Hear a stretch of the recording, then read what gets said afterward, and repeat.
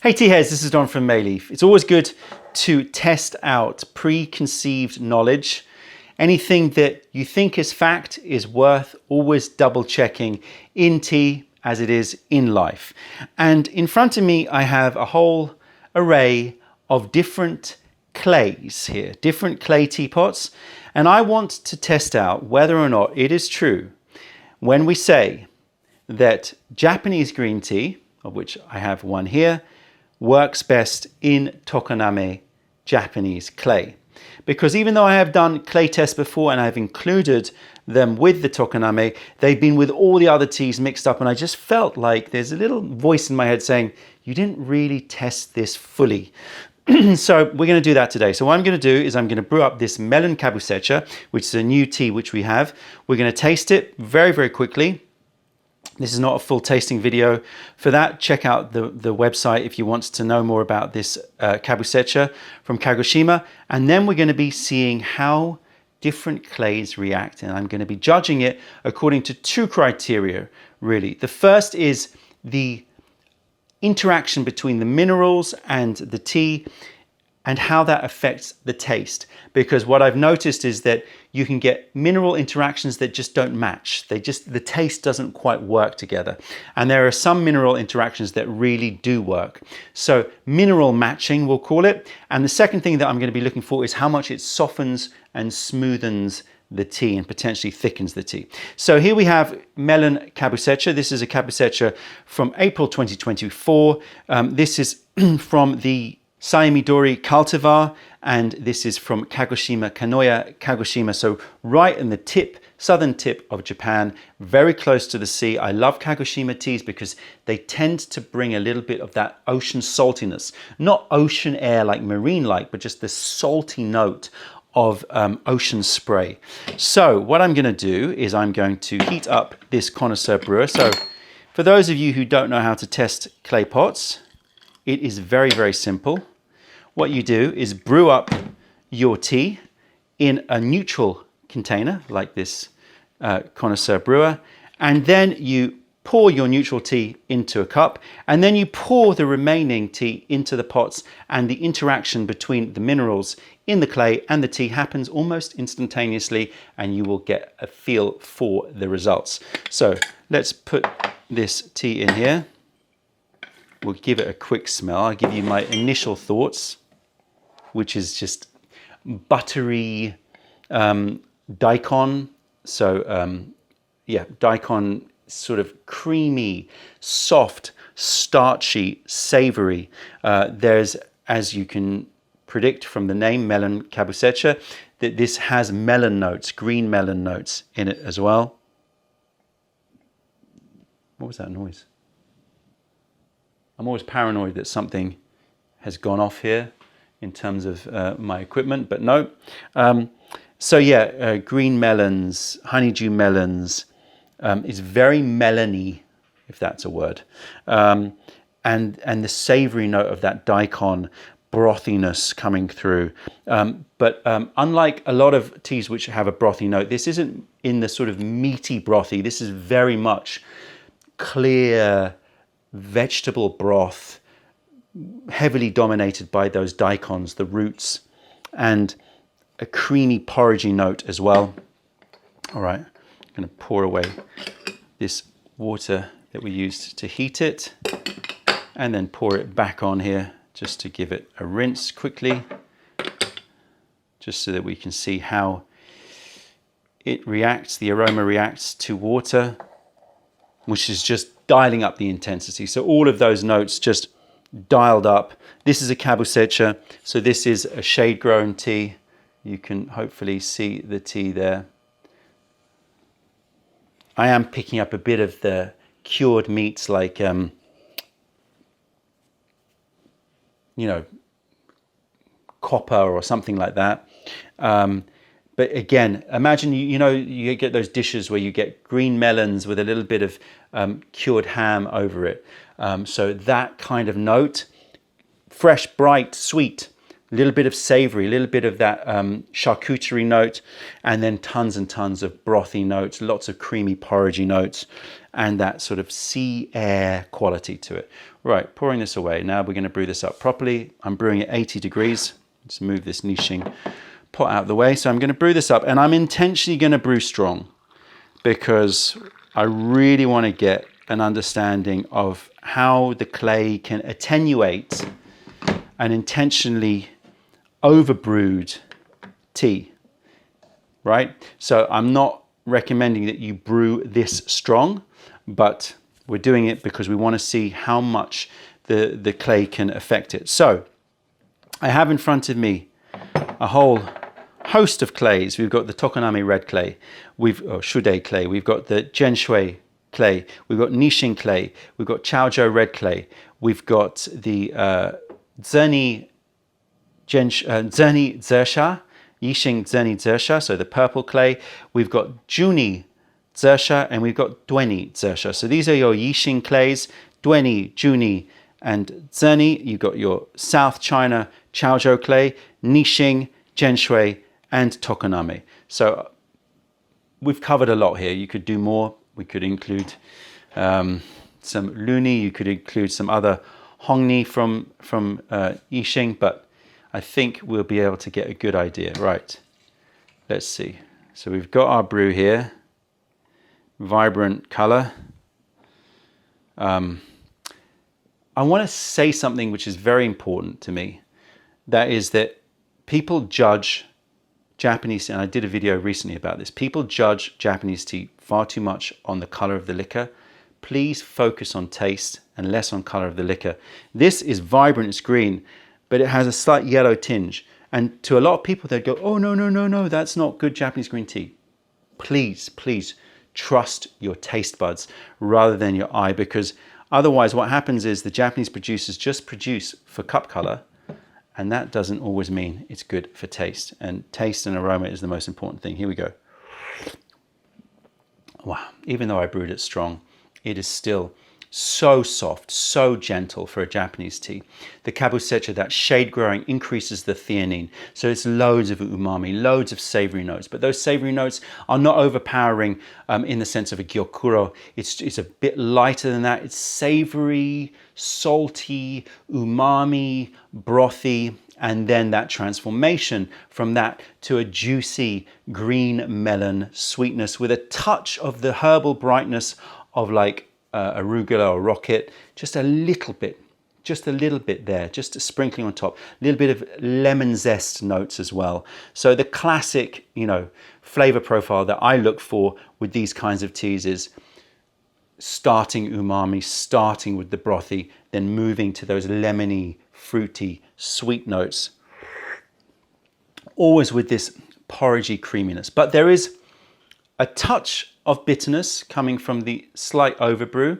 Could have probably brewed it even stronger, but I will be able to discern the difference that these clay make. So what I'm doing now is I'm just going to pour a splash of this liquor. So we're tasting the same liquor, exact same strength, no changes there, into all of these clays. And then we're going to assess the mineral matching and the softening. And I'll probably give it a score where it's like 1 is not good, 3 is very good, so that we can start to create a little geeky chart for ourselves. All right, here we go. As I said, it's almost instantaneous, the effect of clay. Now, people will say, well, you're not factoring in brewing in the clay and therefore heat retention. Fair enough. But you should work with your water temperatures and get that right. Yes, that's another area you could dive into. But my main concern is, how is the clay reacting to the tea? So let me give the neutral a taste again. Beautiful. But there is a touch of an overbrewed note to it. Only a touch though, surprisingly.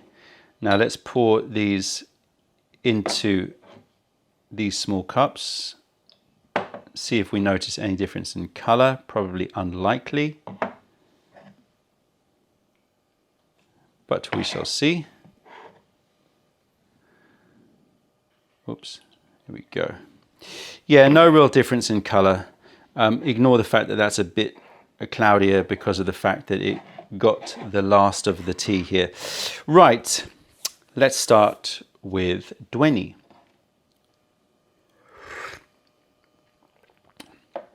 Minerals match pretty well. I'll give it a 2. I don't know how much better the other ones will be, so I'm giving myself room for improvement, but I would be very happy. It's definitely not a mineral mismatch. So I give 2 for the mineral matching. In terms of the softening, it definitely has attenuated the bite. Not a huge amount, but it's there. So I give it a 2. So we got 2 and 2. So that scores 4 points. Here we go. Junie.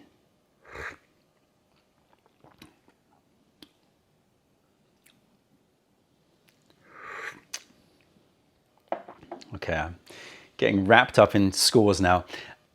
I would say that I'm going to give it the same score, 2 and 2. I would say that marginally this has better mineral matching than this, marginally. Just a bit, like it's kept a little bit more of those top notes, but it's not as softening. But so overall, I give it the same score, 2 and 2. So both of these get 4. Let's see if the Zerni improves on that. Okay, very clear difference with the Zerni. Much more softening, maximum softening, super soft, super thick, super attenuated in terms of the bitterness, but it has shaved off those bright notes excessively. So I would say in terms of taste and mineral matching, I'm going to say 1. In terms of softening and thickening, 3. So it gets 4 points as well. Let's see if it's the same throughout. But so far, everything's gotten 4 points. Okay. Yeah, very similar to the Junie. Really good mineral matching, edging towards the 3, but almost transparent in the well, no, it's there, but it's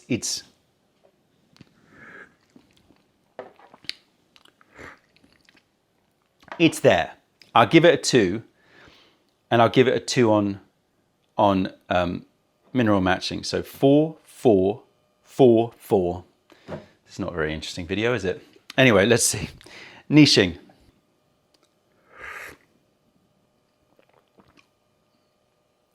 Okay, similar to the Dweni.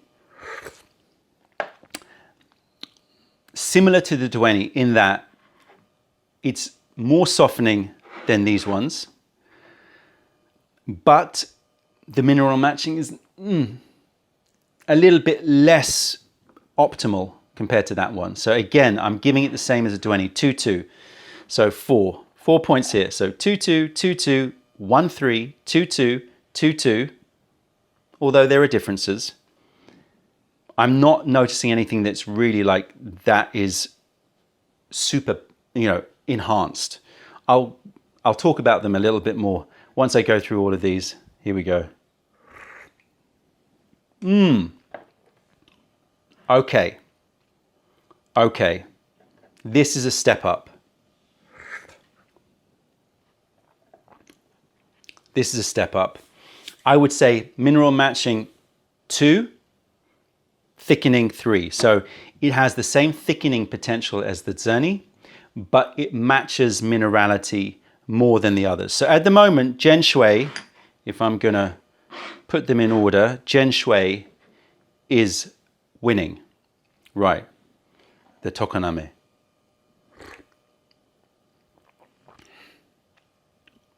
Ooh. Ooh. Do I have any more? Yes, I do. Ooh, this is close.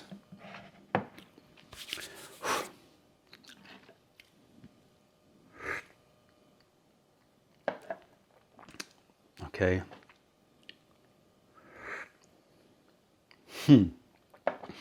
Okay, so This one here, mineral matching to the point. So it, you know, it is once again shows that where the tea is grown, the minerals somehow, don't know how, because it's different parts of Japan, but somehow they match. The mineral matching is 3 here. It's great. Attenuation of bitterness, softening, I would put it in the similar range to like the 20s and the Nixing. So I give it a 2, which means that this gets 5 points and this gets 5 points. So both of these would be my winners. If I'm choosing now, so it's good I did this test, so I now know. I would say that both of these two would be my recommendations for Japanese green tea, although all of them worked. It's a choice of, are you focused more on the taste and maintaining all of the complexity of the taste, but then you're not going to have as much softening, or are you going to have good taste, still very good, but a bit more softening? Then I'd go for Gem Shui. In terms of these, I would probably towards, again, the red clays, because I think that they have a little bit more transparency of taste, followed by these ones, followed by the Zoni. I don't think the Zoni works as well as the others. But takeaway from this short but important video for all of you Japanese tea lovers is, in my view, the best clays for Japanese green teas, and I'm making it a stretch here because there's lots of different Japanese green teas, but overall I think the character will continue through these experiments if you did them with other teas. The Tokonami clay is excellent for mineral matching, for taste, and it will soften your brew, but not to the extent that the Gem Shui will, although the Gem Shui is going to attenuate some of those bright notes a little bit more. So it's a toss-up between the two. They both get 5 out of 6. These all get 4 out of 6. None of them were duds. You could use all of these pots for Japanese green tea, but those are the 2 that I would go for. That's it, tea heads. Check out other videos, taste our teas wherever you're in the world by browsing mayleaf.com, and come visit us if you're ever in London. Other than that, I'm Don from Mayleaf. Thank you for being part of the revelation of true tea. Stay away from those tea bags, keep drinking the sublime stuff, and spread the word, because nobody deserves bad tea. Bye.